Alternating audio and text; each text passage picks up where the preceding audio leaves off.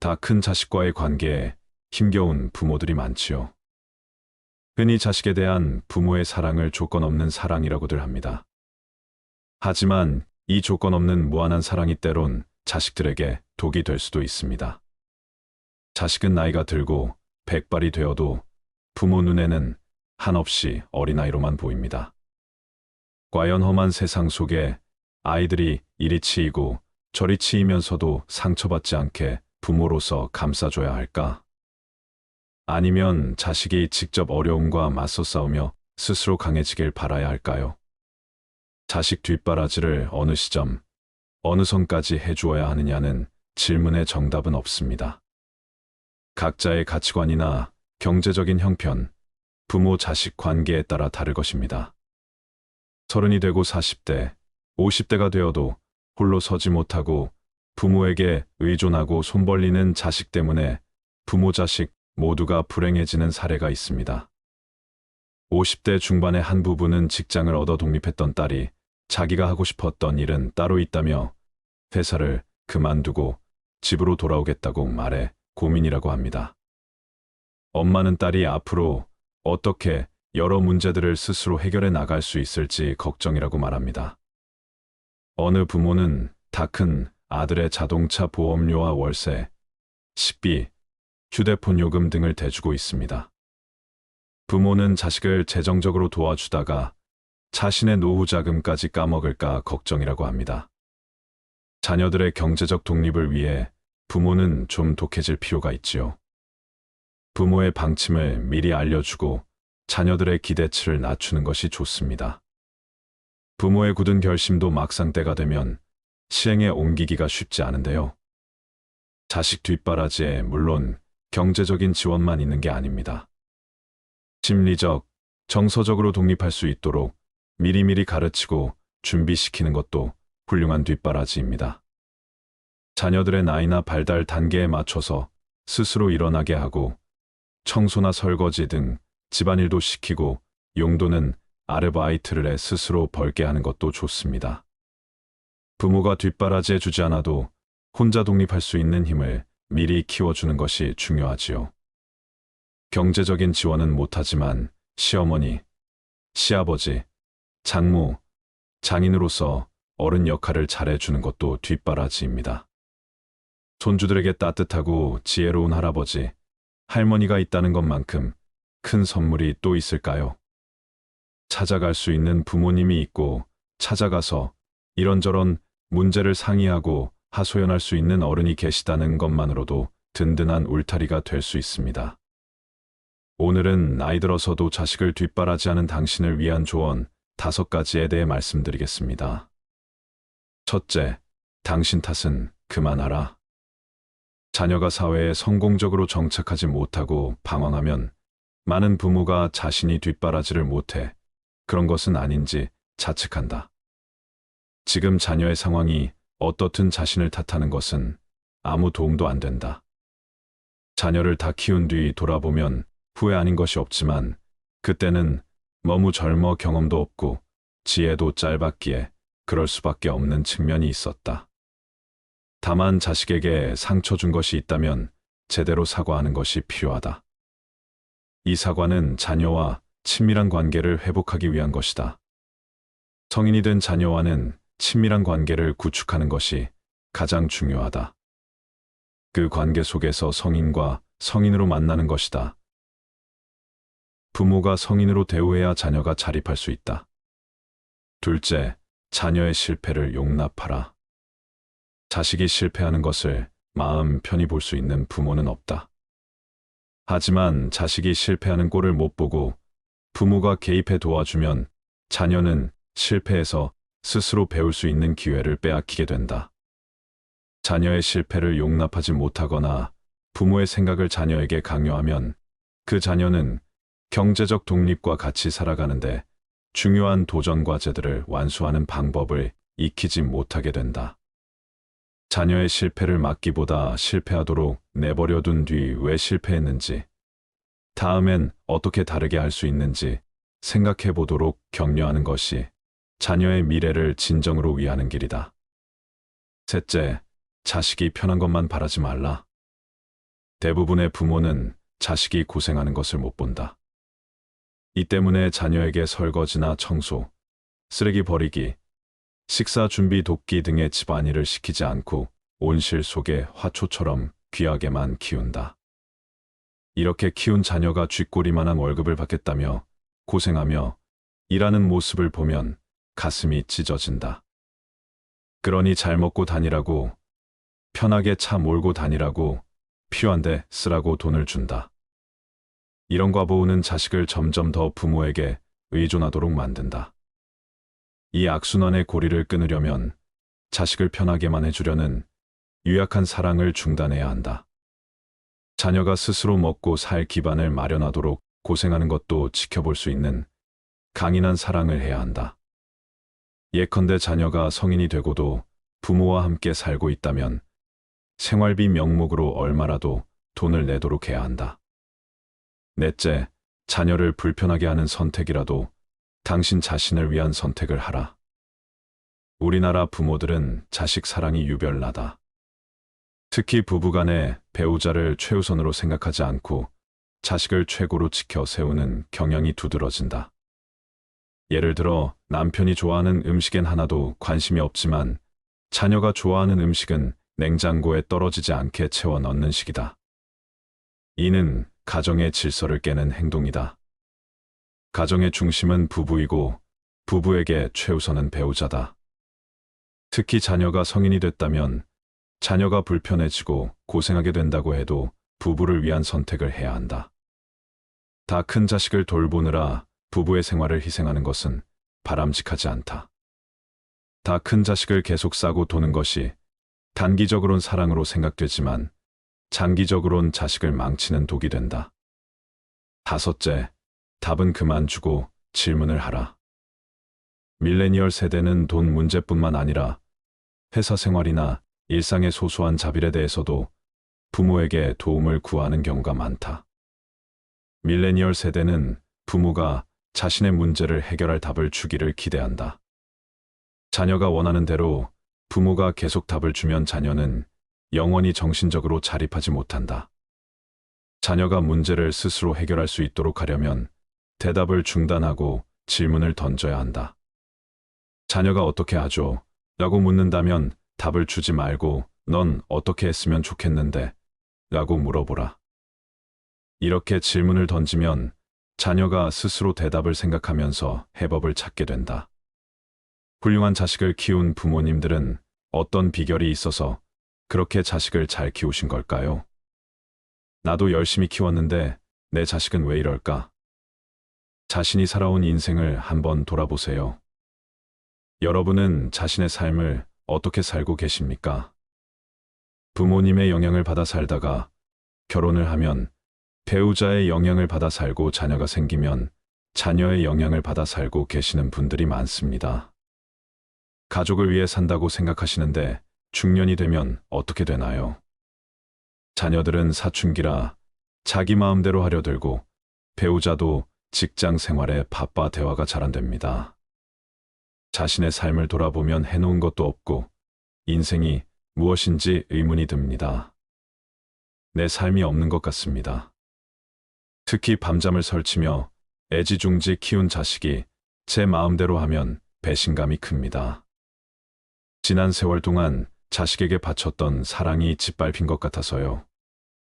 이렇게 되면 회한과 함께 자식에 대한 원망이 깊어지면서 우울증이 급격히 다가옵니다. 그런데 우리가 자식 때문에 괴로운 것이 당연한 걸까요? 나라는 존재는 자식 때문에 끝없이 괴롭고 불행할 수밖에 없습니다. 부모가 바뀌면 자식도 바뀝니다. 자식은 자식들로 자기 인생을 살 뿐입니다. 그런데 부모는 자식의 인생을 마치 자신의 인생인 것처럼 의미를 부여합니다. 그런 생각으로 사랑을 쏟아 자식을 키우다 보니 자식이 내 마음 같지 않을 때 괴롭고 힘든 겁니다. 자식은 커가면서 부모님의 품을 떠나는 것이 당연합니다. 그런데 품 안에서 자식만 생각하고 그 시절에 집착하면 부모도 자식도 괴로울 수밖에 없습니다. 지금 자식들과의 사이가 좋다 해도 자녀 없이도 살 수 있는 연습을 해야 합니다. 그래서 마음으로 완전히 독립하는 연습을 해야 합니다. 이것이 부모도 행복해지고 자식도 행복해지는 방법입니다. 자식 때문이라고 이유를 대는 것은 자기 삶이 독립되어 있지 않다는 것입니다. 일하기 싫어서 게으름 피우는 것도 문제지만 일을 안 하면 불안해서 못 견디는 사람도 있습니다. 일 없이도 편안하게 지낼 수 있어야 하고 일이 많아도 마음이 편안해야 합니다. 그런데 일이 많으면 힘들어하고 일이 없으면 불안해합니다. 이것도 문제입니다. 그래서 자녀가 중고등학생이 되면 부모는 자신의 일이 있어야 합니다. 내가 할 일이 있고 내가 공부하고 명상할 일이 있으면 자식에 대해서 화를 내지 않게 됩니다. 온통 신경이 자식에게 쏠리니 아이의 행동 하나하나에 신경 쓰고 간섭하는 거지요. 집에만 있으면 자꾸 아이를 문제 삼게 되니까 밖에 나가서 자신만의 보람을 찾고 자기 실현을 하는 것이 중요합니다. 남을 위해 가진 것을 나누는 봉사활동을 하면 큰 보람을 느끼고 자녀도 배울 수 있어 좋습니다. 그런데 밖에서 봉사활동만 하고 수행을 하지 않으면 얼마 못 가 지치게 됩니다. 그래서 늘 자기 마음을 다스리는 공부를 해야 합니다. 그러면서 자신을 바라보는 깨달음의 장소에도 가보고 1년에 한 번 내 마음을 털어놓는 나눔의 장소에도 다녀오고 봉사활동도 하면서 몇 년을 공부하면 자신의 삶을 찾을 수 있습니다. 오늘부터 스스로를 아름답게 가꾸어 나가는 연습을 해보시기 바랍니다. 제가 제 자신을 사랑하지 않는다면 누가 저를 사랑해 줄까요? 저조차 제 자신을 사랑할 줄 모른다면 어떻게 다른 이를 사랑할 수 있겠나요? 남을 사랑받고 사랑하는 것의 시작점은 바로 스스로를 사랑하는 데 있습니다. 스스로를 사랑한다는 것은 자신을 괴롭히지 않는 것입니다. 그러므로 어떠한 경우에도 제가 괴롭지 않은 삶을 지켜나가는 것이 중요합니다. 자식의 문제를 일으키거나 말을 듣지 않더라도 어떤 상황에서도 저 스스로가 자유로워지는 것입니다. 이것을 불교에서는 해탈이라고 부릅니다. 따라서 불교에서 말하는 최고의 상태는 죽어서 극락이 천당에 가는 것이 아니라 살아있는 동안 해탈과 열반을 이루는 것입니다. 참된 자유와 참된 행복을 얻는 것이죠. 마음의 원리를 공부하고 수행해 나가면 누구나 그렇게 될 수 있습니다. 수행을 통해 자신의 문제를 인식하게 되면 자신이 변화하기 시작합니다. 그러나 우리가 배우는 것 중 처음부터 잘 되는 것은 없습니다. 수행은 연습이며 연습은 계속되는 실수의 반복입니다. 그러나 계속 연습하다 보면 성공할 수 있다는 희망을 볼 수 있습니다. 이렇게 연습하는 마음으로 수행을 계속하다 보면 꼬인 문제가 풀리기 시작합니다. 문제가 풀리면 마음에 맺은 것이 녹아내리고 마음이 열리면서 힘이 생깁니다.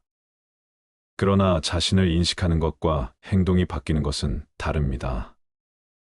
습관을 바꾸려고 노력해도 몸에 배인 습관은 쉽게 변하지 않습니다. 자신의 문제를 바꾸기 위해서는 대략 1000일 정도는 노력해야 합니다. 그래서 주변 사람들이 너 변했다는 말을 듣게 되면 그때 비로소 평생을 살아온 습관을 고칠 수 있습니다. 행복은 멀리 있는 것이 아니라 항상 내 주변에 내 마음 속에 있습니다. 하지만 내가 행복 속에 있어도 그것에 감사할 줄 모르고 만족할 줄 모른다면 눈을 뜨고 있는 장님과 같은 것입니다. 마음 속에 눈을 뜨게 되면 세상의 밝음과 행복을 볼 수 있습니다. 내가 눈을 감고 있거나 어두운 곳에 있다고 느끼며 세상이 어둡고 춥다고 아우성치는 것과 같습니다. 하지만 눈을 뜨게 되면 세상의 밝음을 알 수 있게 됩니다. 그러니 깨어서 바라보아야 합니다. 자식에게 줄 수 있는 가장 값진 교훈은 부모 스스로가 행복하고 만족스러운 삶을 사는 것입니다. 부모는 자녀에게 좋은 환경을 마련해주고 방향을 잡아주며 사랑을 많이 줘야 합니다. 자녀들이 커서 무엇이 될지에 대한 염려와 걱정보다는 무엇을 하든 너를 응원한다는 부모의 말이 더욱 중요합니다. 부모의 믿음과 사랑이야말로 자녀를 강하고 훌륭하게 키워낼 수 있는 비결입니다. 부모가 행복해야 자녀도 행복할 수 있습니다. 자녀는 부모를 닮아간다고 합니다.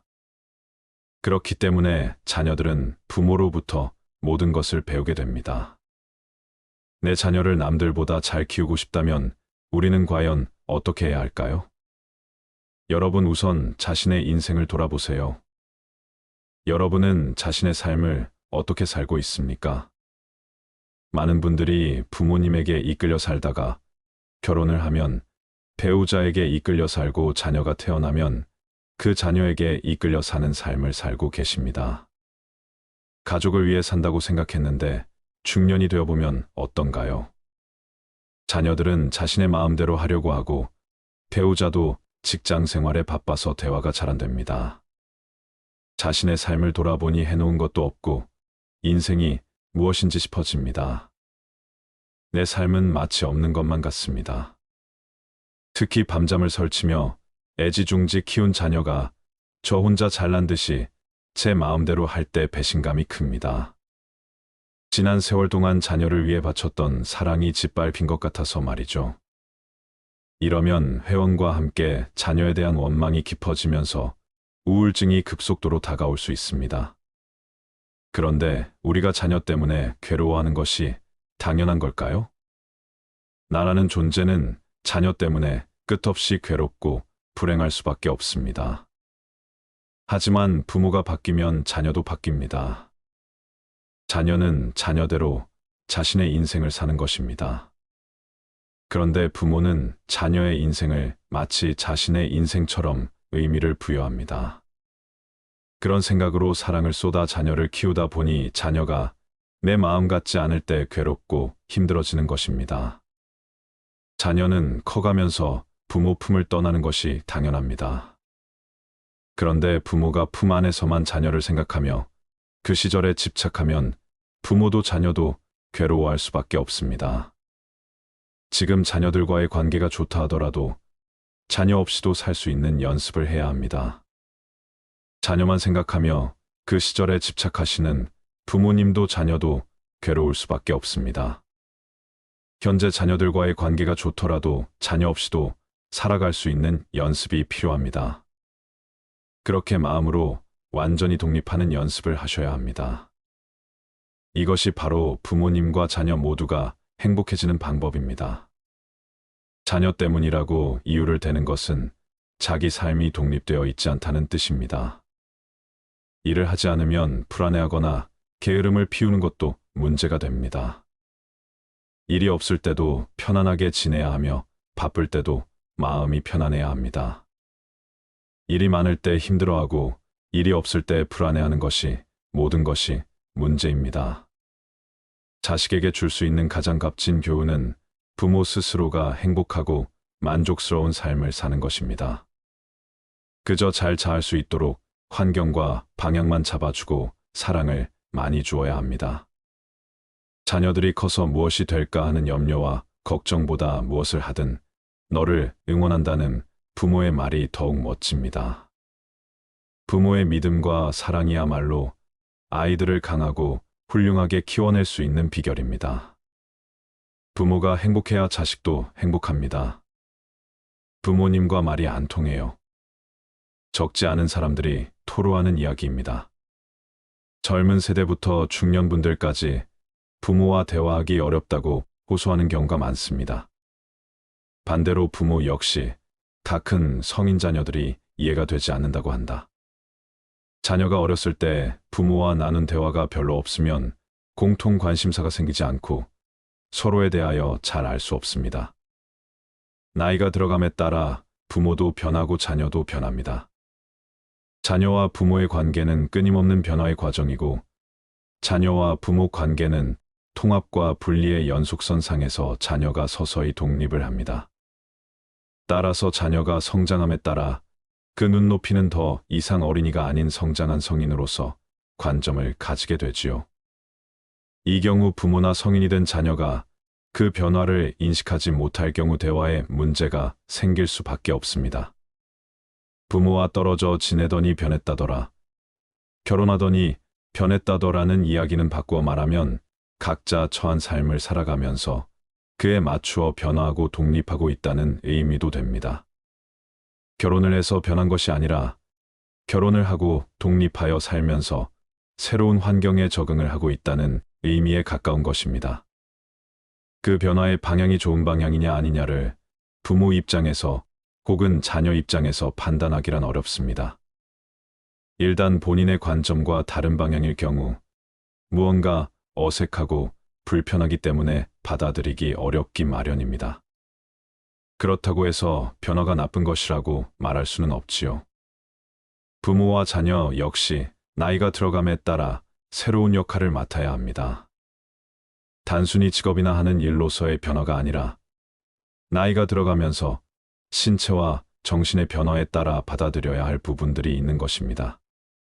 30대, 40대 중년층의 부모가 바라보는 관점과 60대, 70대의 다다른 부모가 바라보는 삶의 관점은 다릅니다.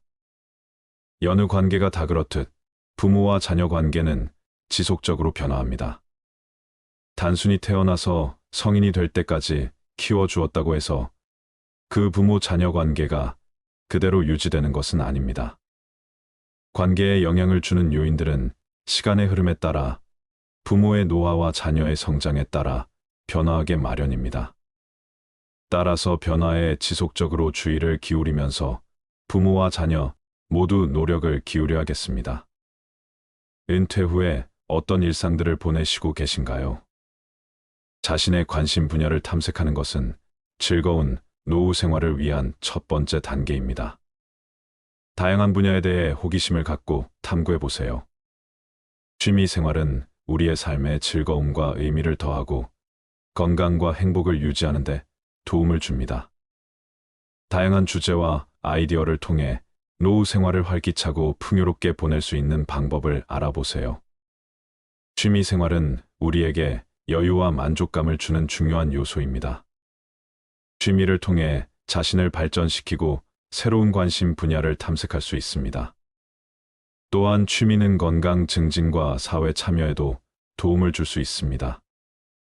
예술, 역사, 과학, 체육 등 다양한 분야의 책을 읽거나 관련된 온라인 강좌를 수강해 보는 것도 좋은 방법입니다. 관심 있는 주제에 대해 깊이 있는 지식을 습득하고 새로운 관점과 시각을 개발하는 것도 좋습니다. 이를 통해 자신의 역량을 넓힐 수 있고 더욱 풍요로운 노후 생활을 즐길 수 있습니다. 오늘은 노후에 하기 좋은 취미 활동에 대하여 말씀드리겠습니다. 우리가 은퇴를 하고 노년을 맞이하면 수면, 식사 같은 필수 시간을 제외한 대부분의 시간이 자유입니다. 게다가 평균 나이는 80대 중반이고 길게는 100세까지 사는 분들도 종종 보이는 요즘입니다. 혹시나 여러분들 중 젊어서 직장 생활 육아로 정신없이 살던 때에는 그렇게 그리던 여유로운 삶이 막상 노년에 펼쳐지니 뭘 해야 할지도 모르겠고 너무 막막해서 허무함에 빠지신 분들은 안 계신가요? 어떤 학회가 우리나라 60대 이상의 국민들을 대상으로 실시한 노인분들이 노후에 보내는 여가 생활 실태에 대한 조사에 따르면 1위는 TV 시청이 가장 높았고 2위는 스마트폰 하기, 3위는 휴식, 4위는 산책 걷기, 5위는 국내 여행하기, 6위는 집안일, 7위는 공원이었습니다. 사회가 고도로 발달하고 노인들의 복지는 돌아볼 틈 없이 쉼없이 앞으로만 달려가니 정작 우리나라를 여기까지 이끌고 만들어 온 노인분들은 집으로, 스마트폰으로, 공원으로 소외되고 있다는 것을 알 수 있습니다. 물론 나이가 들면 힘이 빠지기 때문에 할 수 있는 취미가 한정적일 수밖에 없다지만 그렇다 하더라도 우리가 집에 앉아 가만히 TV나 보며 죽는 날만 기다려야 할까요? 우리 개개인의 상황에 따라 맞는 취미를 찾을 수는 없을까요? 전문가들 또한 말합니다. 아무래도 요즘 정보 제공 서비스가 온라인 중심이다 보니 노인분들이 정보를 얻기가 어려우셔서 취미가 다양하지 못할 수밖에 없다고 말입니다. 그 예로 교통수단을 인터넷으로 예매하실 때 불편하다고 느끼신 분들이 60%, 그나마 노인분들 중 58%만이 인터넷 예매를 경험하셨다고 합니다. 또한 무인 식당에서 터치 기기로 주문하실 때에도 터치 기기를 경험하신 분들은 58%밖에 되지 않았으며 그중 64% 노인분들이 불편했다고 하십니다. 따라서 이것은 우리 사회가 좀 더 노인 친화적인 시스템으로 바꿔야 할 것은 바꾸고 바꾸지 말아야 할 기존의 것은 바꾸지 말아야 한다고 볼 수 있겠습니다. 그러니 여러분들께서 그동안에는 평생 자식과 남을 위한 희생의 땀을 뚝뚝 흘려오셨다면 이제는 그 땀을 스스로를 위해 흘려보실 생각은 없으신가요? 그런 의미에서 지금부터 여러분들께 노년에 하실 수 있는 취미를 몇 가지 추천해 드릴 텐데요. 그 전에 취미 생활을 정하실 때 중요한 것들이 있습니다. 첫 번째, 효율적으로 시간 배분을 해보세요. 처음에는 조금씩 시간 내어 한 가지만 하시다가 나중에 나에게 맞는 취미 생활이 몇 가지 생긴다면 하루를 더욱 알차게 보내실 수 있습니다. 가령 낮에는 체력 소모가 있는 자전거를 탄다면 저녁에는 음악 감상을 하실 수 있으며 아니면 낮에는 목공을 하시고 저녁에 바둑을 두실 수도 있죠. 또한 낮에는 사진을 찍고 저녁에는 블로그나 유튜브 영상을 제작하는 식으로 두세 가지의 취미를 병행하실 수 있습니다. 두 번째, 취미 비용을 줄여보세요. 대부분의 사람들이 여행이나 골프 같은 취미를 매번 하기는 힘듭니다. 따라서 내 경제 상황에 맞는 취미를 적절히 잘 선택하시는 것이 좋습니다. 세 번째, 건강 상태를 고려해 선택하세요.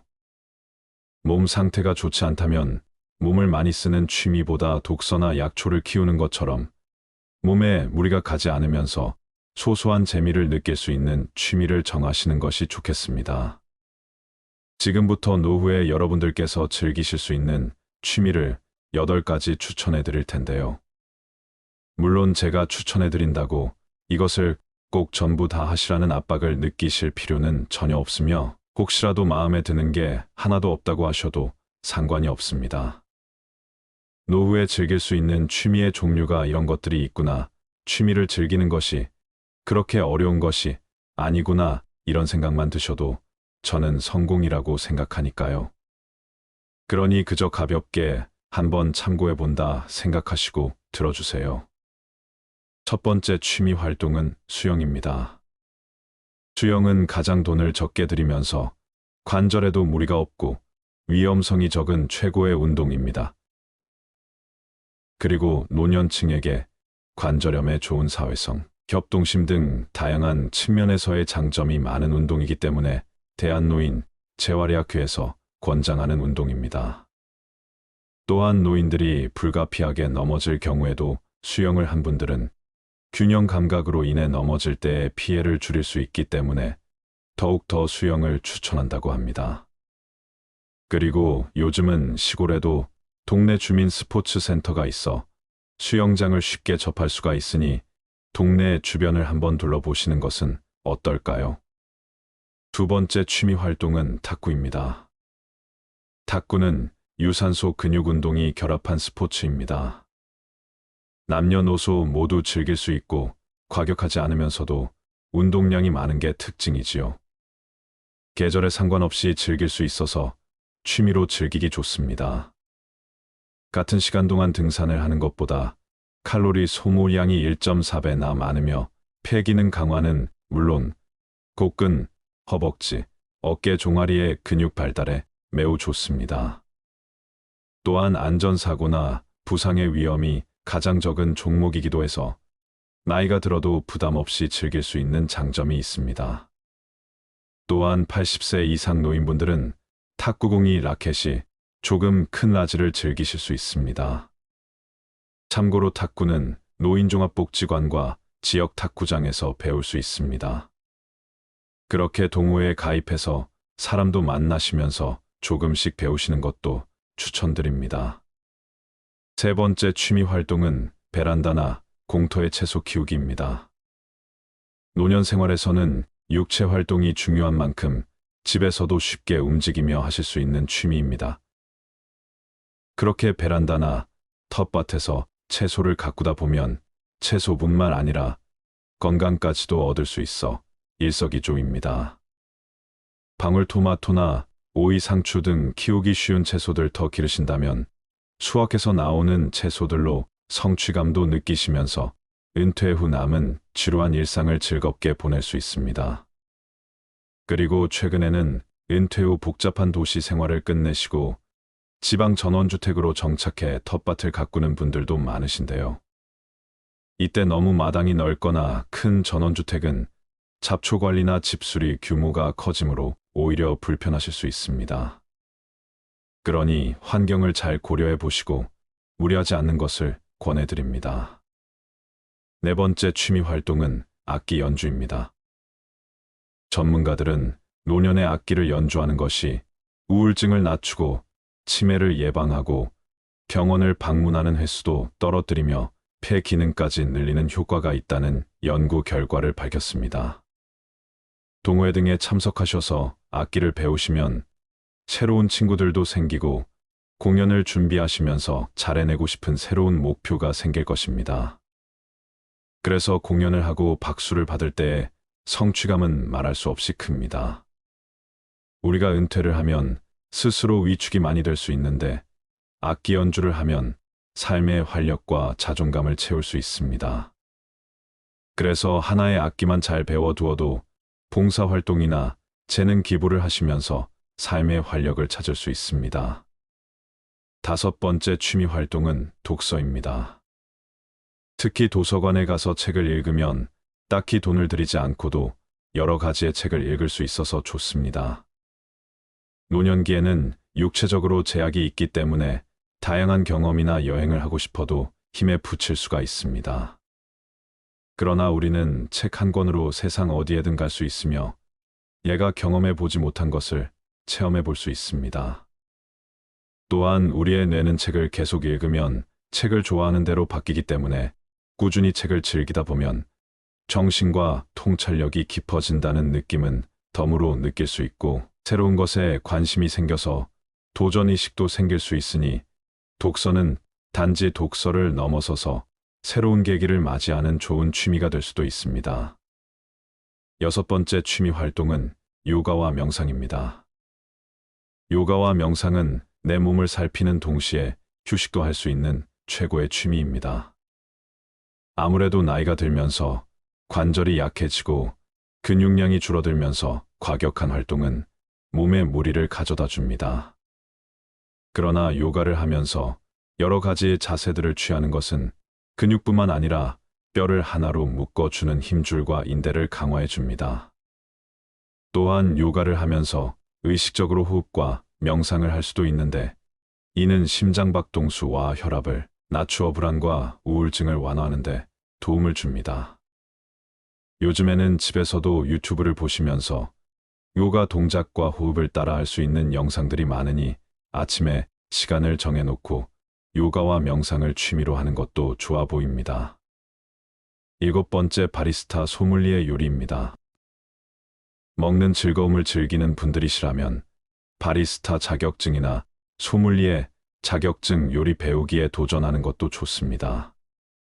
커피향이 좋은 분들은 바리스타에 도전하시고 와인의 향에 취하고픈 분들은 소믈리에 도전하시고 음식을 좋아하는 분들은 요리에 도전해 보시는 건 어떨런지요.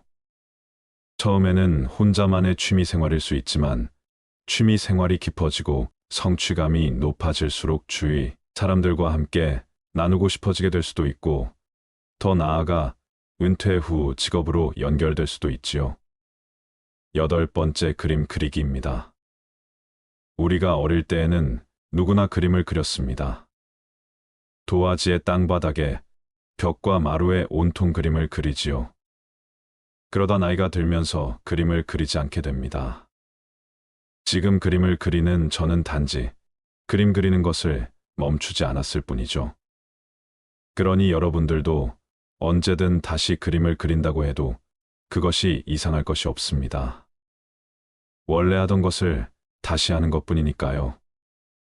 그리고 보통 그림을 그릴 때 그림을 얼마나 잘 그리는지 전혀 중요하지 않다고 하기도 하지만 사실 실력이 조금씩 느는 것이 느껴지지 않으면 그림 그리는 것이 재미가 붙지 않는 게 사실입니다. 주변의 칭찬도 듣고 그래서 자기 만족도 들어야 더 잘 그리고 싶은 목표 의식도 생기니까요. 처음에는 실물보다 사진을 보고 따라 그리시는 게 좀 더 쉬울 것이며 나무나 꽃처럼 형태가 복잡한 사물은 당장은 피하시고 구름이나 바다, 수평선 같은 간단한 풍경이나 사물을 그리는 것을 추천드립니다. 또한 처음에는 연필로 스케치를 하시고 연필로 간단한 명암만 표현하시고 끝내시면 그것으로 형태 감각이 어느 정도 생기시면 그때 물감으로 색칠을 시작하시는 것이 좋습니다. 그림을 수학 문제로 본다면 연필 스케치, 그림은 이런 공식 기초이고 색칠은 좀 더 복잡한 응용 문제라 볼 수 있습니다. 그래서 처음부터 응용 문제를 푸셔서 좌절감에 그림을 시작도 못하고 포기하시는 경우가 많습니다. 문화센터나 학원에서 도형과 석고상 같은 딱딱한 그림만 계속 그리게 하거나 수채화 같은 초보자의 진입장벽이 높은 그림을 그리게 하면서 세세하게 지도조차 해주지 않는다면 과감히 끊고 다른 학원을 찾아보시는 걸 추천드립니다. 그리고 보통 그림하면 수채화를 많이 생각하시는데요. 수채화는 물 조절이 어렵고 사물의 구체적인 묘사와 중간 과정이 동시에 진행되기에 생각보다 초보분들의 진입장벽이 높습니다. 그래서 물 조절이 비교적 간편하면서 몇 번이든 덧칠이 가능한 아크릴 물감으로 색칠을 시작하시는 걸 추천드립니다.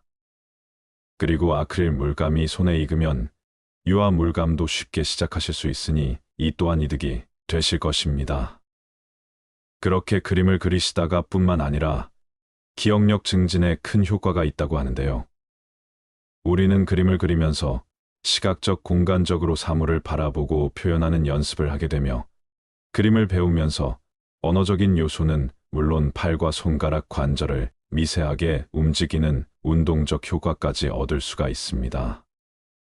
그 밖에도 노후에 많이들 하시는 취미들이 등산, 테니스, 자전거 등이 있는데 이런 취미들은 젊었을 때부터 꾸준히 체력을 길러오셨고 제대로 된 자세와 방법들을 익히시고 시작을 하시는 것이 좋습니다. 그렇게 여러 가지 취미를 하시다 보면 잊고 있었던 과거와 만나면서 생각에 잠기기도 하는데요. 노인이 되어 찾는 취미의 시작은 내 어릴 적 못 이룬 꿈을 찾는 것에서 기인한다고 합니다. 이 나이에 새삼스럽게 무슨 취미 생활인가 이런 생각을 하실지도 모르겠습니다. 어릴 적 꼭 거창한 걸 해보고 싶은 어린아이는 없었을 것입니다. 나도 모르게 무의식적으로라도 하고 싶었지만 상황이 여의치 않아 못한 일들이 있지 않았을까요? 그것이 아주 사소한 것이어도 말입니다. 그리고 또한 지금까지는 돈 벌고 자식 키우시면서 채우면 채울수록 커난 삶에 매달려 살아오셨다면 어린 시절 바라보았던 하늘 가득 반짝이던 별들을 떠올려 보세요. 그 밤마을 우러러 넉넉했던 그날의 순수를 떠올려 보세요. 여러분들께서 노후의 집에서 하루 종일 TV 보는 삶을 위하여 이날까지 그토록 헌신해 오신 것은 아닐 거라 믿고 싶습니다. 그래서 우리가 그때는 시절을 잘못 만나 우리의 별을 잃고 살 수밖에 없었던 이제는 다시 그때의 나를 찾는 여행을 한번 해보시는 것은 어떨까요? 나무가 항상 하늘로 향하듯이 우리의 발은 땅을 딛고 이번에는 별을 한번 쳐다보며 걸어가는 건 어떨까요? 몇 년 전 명예 퇴직을 하시고 올해 70이 된 어떤 할아버지 얘기를 들려드리겠습니다. 김 씨 할아버지는 60대 중반에 은퇴를 하셨습니다. 할아버지는 드디어 사회와 가정으로부터 벗어났다는 해방감에 그동안 만나지 못했던 사람들도 만나고 여행도 다니시며 이뤄왔던 자유를 만끽하셨습니다. 그렇게 몇 년이 흘러서 다시 일상으로 돌아온 할아버지는 갑자기 앞이 캄캄해졌습니다. 인생이 너무 지겹고 막막하고 허무했던 때문이었습니다. 이유인 즉슨 여행은 비용이 많이 들어 계속 갈 수가 없었고 그마저도 몇 번 반복하니 지겨워졌지요. 그리고 친구를 만나도 정서적인 소모가 컸고 한 번 만날 때마다 들어가는 밥값, 술값이 만만치 않았지요. 또한 할아버지의 나이가 이제 70인데 막상 70이 되어 보니 젊었을 때 생각했던 70세와는 거리가 멀었습니다. 몸이 여기저기 조금씩 아프긴 했지만 사는데 크게 지장은 없었습니다. 그러면 적어도 앞으로 15년은 좋게 더 살 텐데 뭘 해야 하나 일을 하지도 할 수도 없는 나는 이제 무엇인가 자문을 해볼수록 막막함은 더해져만 갔습니다. 그래서 할아버지는 마치 영혼이 빠져나간 사람처럼 하루 종일 소파에 누워 TV나 보면서 시간을 때웠습니다. 게다가 은퇴 전엔 지방에서 일을 하였기에 기러기 아빠 주말 부부로 살았던 할아버지였으나 지금은 집에서 아내와 새삼 어색하게 얼굴 맞대고 있으려니 할아버지는 적응이 더 힘들기만 했습니다. 그래서 꿔다 놓은 보릿자루처럼 하루 종일 가만히 앉아 있었습니다. 하지만 어느 날부터 아내의 표정이 굳어지는 것 같더니 점점 할아버지를 대하는 태도가 쌀쌀맞게 변해갔습니다. 그러던 어느 날 갑자기 아내가 화를 크게 냈습니다. 당신 진짜 해도 너무한 거 아니야? 내가 지금 무진장 참고 있는 거 알아? 할아버지는 그동안 타지에서 가족과 떨어져서도 열심히 일해준다며 고맙다고 말하던 아내가 갑자기 화를 내자 당황스러웠습니다. 당신 갑자기 왜 그래, 뭐가 너무하다는 거야? 그러자 아내는 영문을 모르는 남편이 더 어이없다는 듯 아니 지금 그걸 몰라서 물어. 몇 년 동안 전혀 눈치를 못 챘다는 게 말이 돼. 내 친구 남편들도 회사 은퇴한 사람들이 꽤 있지만 당신처럼 그렇게 살진 않아. 은퇴를 했으면 이젠 집안살림도 좀 돕고 그래야지 하루 종일 소파에 누워서 삼시세끼 밥만 받아먹고 있는 게 말이 되냐 이렇게 말합니다. 할아버지는 아내의 말투가 너무 섭섭했습니다. 그동안 가정을 위해 한눈 팔지 않고 성실하게 살아온 자신의 인생이 부정당한 기분이 들었습니다. 당신이야말로 너무한 거 아니야. 내 평생을 가족들을 위해 일하다가 이제야 한숨 돌리고 있는 건데 그게 그렇게 못 봐줄 일이야. 그러자 아내가 말합니다. 당신 은퇴한 지 벌써 3년이 넘었어. 그 정도면 나도 많이 봐준 거야. 그리고 당신은 은퇴했지만 난 아직 직장에 다니면서 당신 밥까지 해야 한다고. 하루 삼시세끼 당신 밥 차리는 게 얼마나 힘든지 알기나 해. 입맛도 까다로워서 무조건 집밥만 먹겠다고 하잖아. 설거지 한 번을 안 하면서 무슨 외식만 하면 큰일 나는 것처럼 난리를 쳐대는데 내가 어떻게 안 힘들겠어. 할아버지는 갑자기 은퇴 후 공백 때문에 방황하시는 중에 아내는 그런 할아버지의 삼시세끼 밥을 차려내 스트레스가 쌓일 대로 쌓였던 것이었습니다. 물론 처음에는 그동안 고생했다며 친구들 모임도 끊은 채 기쁜 마음으로 밥을 해줬었죠. 하지만 날이 갈수록 할아버지가 소파에 누워서 꼼짝도 안 하자 참다 못해 끝내 폭발하고 말았던 것이었습니다. 그래서 아내의 목소리는 점점 높아지고 있었고 거기에 할아버지도 질세라 같이 언성이 높아졌습니다. 그런데 다행히 보다 못한 딸이 중재에 나섰습니다. 엄마, 우리 저녁은 외식하자. 엄마 좋아하는 콩국수 어때? 그러자 엄마는 아빠가 잘도 외식하겠네 하면서 할아버지를 흘깃 바라보았습니다. 이 상황이 너무 낯설고 당황스러웠던 할아버지는 은근슬쩍 안방으로 들어가는 것으로 상황을 모면하려 했습니다. 그러자 딸이 방으로 쫓아와 아빠도 콩국수 먹으러 가자며 분위기를 띄웁니다. 그러면 보통 살짝 져주는 척 따라가면 되는데 할아버지는 딸 앞에서 못난 모습을 보여서 너무 민망했습니다. 그래서 본심과는 전혀 다른 말이 나오고 말았습니다. 귀찮게 뭐하러 나가니 그냥 집에서 대충 때우면 될걸. 그러자 아내가 말합니다. 저것 좀 봐봐. 내가 밥순이 아니냐. 맨날 아주 미쳐요, 미쳐. 아내가 다시 발끈하자 할아버지는 더 어쩔 줄 몰라서 안방에서 가만히 서 있었습니다. 그래도 이 상황을 해결하려 딸이 아내를 재차 달랬습니다. 엄마 날씨도 덥고 기분 풀 겸 그냥 콩국수 먹으러 가자. 엄마 콩국수 좋아하잖아. 아내는 딸아이의 말에 기분이 조금 풀렸습니다. 아이고 남편보다 자식이 훨씬 낫네. 그리고 딸은 다시 안방으로 들어와서 할아버지에게 재차 외식을 권했습니다.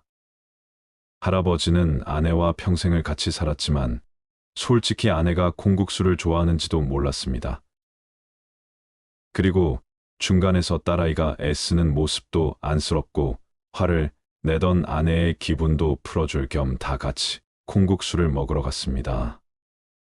그렇게 식사 후 아내는 스트레스도 풀 겸 딸과 시간을 보냈으면 해서 할아버지만 그냥 귀가를 시켰습니다. 덕분에 딸아이는 한참을 엄마의 하소연을 들어야 했습니다. 이건 뭐 집안일에는 손 하나 까딱도 안 하고 하루 종일 리모컨 들고 소파에만 누워 있으면 어떡하자는 거야. 내가 삼시세끼 밥해 대느라 아주 몸살이 날 지경이야. 외식도 싫어하지. 국이나 찌개 없으면 밥은 먹지도 않지. 이게 사람이 할 일이니? 그러자 딸은 곰곰이 생각하다 이렇게 말했습니다. 엄마 얼마 전에 TV에서 은퇴 후 아빠들에 관한 다큐를 봤거든요. 혹시 아빠도 은퇴하시고 약간 우울증 같은 게 온 거 아닐까요? 그렇지 않아도 하루 종일 TV만 보시는 게 걱정이 되긴 했거든요. 요즘 아빠 표정을 보면 많이 공허해 보였어요. 낮에 안방에서 힘없이 새우잠 주무시는 거 보면 괜히 짠하기도 해요. 그렇게 모녀가 이야기를 하고 집으로 돌아왔고 집에 돌아온 딸은 할아버지에게 엄마가 지금 얼마나 힘들어하는지 아빠가 없을 때 엄마가 얼마나 힘들었는지 설명해 주었으며 집에서 무기력하게 앉아있는 아빠도 너무 걱정이라고 염려해 주었습니다. 그리고 그 다음 날 딸이 퇴근을 하면서 할아버지에게 웬 전단지를 내밀었습니다.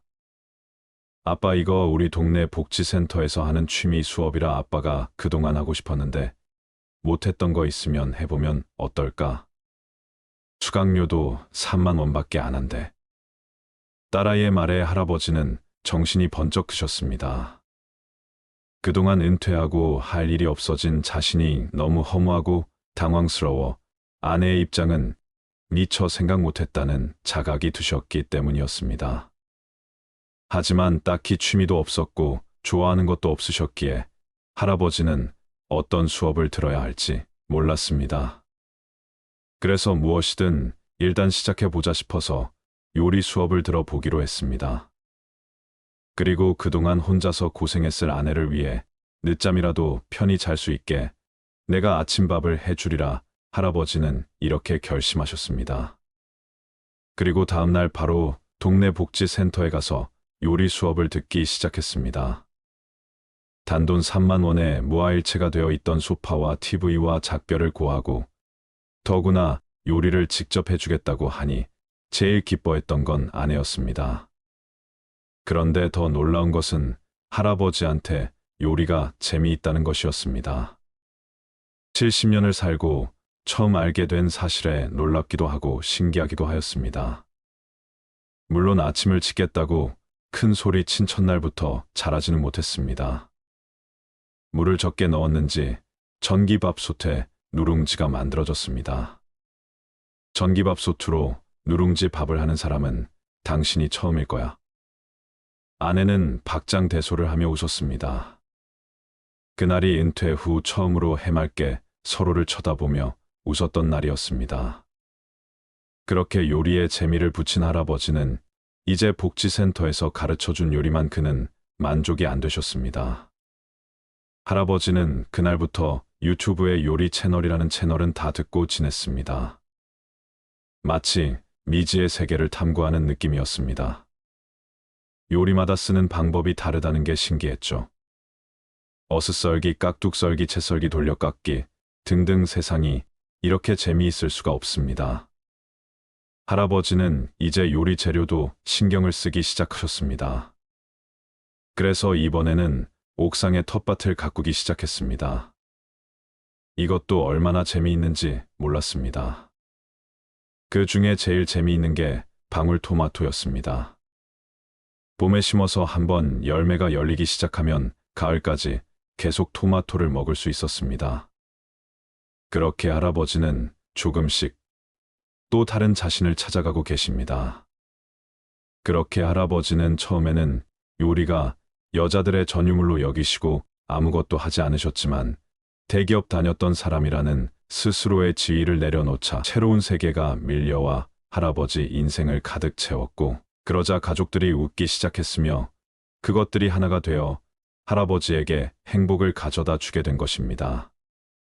보통 장수를 하시는 분들은 나이가 들어서도 자신의 취미 생활을 즐기는 경우가 많다고 합니다. 다양한 취미 생활로 인생을 건강하고 활력적으로 살수록 더 오래 건강하게 살 수 있기 때문이라고도 하는데요. 혹시나 여러분들은 어렸을 적 꿈은 없으셨나요? 돈을 벌어야 했기에, 삶을 살아내야 했기에 어쩔 수 없이 내려놓은 것은 없으셨는지요? 아니면 그걸 고민할 시간조차 가져보지 못하신 것은 아닌지요? 저는 어느 날 저희 집 창고 구석에서 두꺼운 종이 뭉치를 찾아낸 적이 있습니다. 오래되어 묵은 냄새가 났지만 소중히 보관한 티가 났습니다. 그 종이를 하나하나 넘겨보니 그것은 소설이었습니다. 그것도 사인펜으로 손수 적은 소설이었습니다. 글씨체가 낯익은 것이 딱 아버지의 그것이었습니다. 하지만 아버지는 다른 일을 하시는 분이었습니다. 그리고 아버지의 일기장도 찾아내었습니다. 일기장에는 하루하루 당신의 고단한 삶이 생생히 기록되어 있었습니다. 어떻게 태어났는지, 어떻게 사랑받았는지도 상세히 알 수 있었죠. 여보, 미안하고 사랑한다오라는 글씨가 꼬부라지고 내용이 두서가 없는 걸 보니 이날은 약주를 드신 날이었나 봅니다. 아버지 일기장에 의하면 아버지는 글을 쓰는 걸 너무 좋아하신 분이셨습니다. 하지만 집안 형편이 너무 어려워 할머니는 아버지에게 공부를 시켜주지 못했습니다. 당시 공부도 못하고 딱히 돈이 되는 재능이 없으면 공장에 아이들을 맡겼다고 합니다. 그러면 아이들은 공장에서 12시간 넘게 일을 했습니다. 대신 엄마들은 돈이나 간장 같은 물건을 받았다 합니다. 하지만 아이들에게 노출된 환경은 열악하기 그지없었습니다. 어른 직원들의 폭력 속에서 강제로 일을 해야 했으며 동작이 늦다며 망치나 스패너가 날아오기도 했습니다. 아버지는 망치에 머리가 깨져서 피가 흐르던 날 공장 기숙사를 탈출하여 며칠을 뛰어서 집으로 도망쳐 왔습니다. 그리고 방문을 걸어 잠그고 공부를 하셨습니다. 내가 살 길은 공부뿐이다 여기시고 밤에는 방문을 이불로 막고 촛불 아래 공부를 했습니다. 당시엔 양초도 귀했던 시절이라 할머니의 불호령이 떨어졌기 때문이었습니다. 그래서 어쩌다 2등을 한 나는 1등한 친구의 뒤를 밟아 그 집 친구의 방이 몇 시에 불이 꺼지는지 확인한 뒤 그 친구보다 1시간 더 공부를 했다고 합니다. 그래서 자신의 의지와는 상관없이 돈을 벌기 위해 일하고 공부하며 삶을 살아내야만 했던 세월들, 아버지의 일기장에는 이런 치열했던 이야기들이 담겨 있었습니다. 그런데 아버지에게 한 번도 자신이 소설가를 꿈꾸었다는 얘기를 들어본 적이 없었습니다. 난 괜찮으니 넌 공부만 해라. 내가 어떻게든 받쳐줄 테니 넌 공부만 하면 된다. 늘 이렇게 말씀하셨죠. 어릴 땐 그것이 부담이라 싫었고 왜 아버지는 나를 사랑해 주지 않고 공부만 하라고 하시나 화가 나기도 했었습니다만 아버지 일기장을 보니 아버지는 항상 제게 사랑한다고 말을 하고 계셨던 것이었습니다. 내가 하고 싶은 것보다 내가 더 소중하다. 내가 하고 싶은 것이 내가 하고 싶은 것이다. 공부하고 또 공부해라. 사랑하고 또 사랑한다. 그렇게 아버지는 속으로 제게 학교 공부 제대로 시킨 자식에게 문밭을 물려주지 않아서 다행이라고 고개를 끄덕이셨다.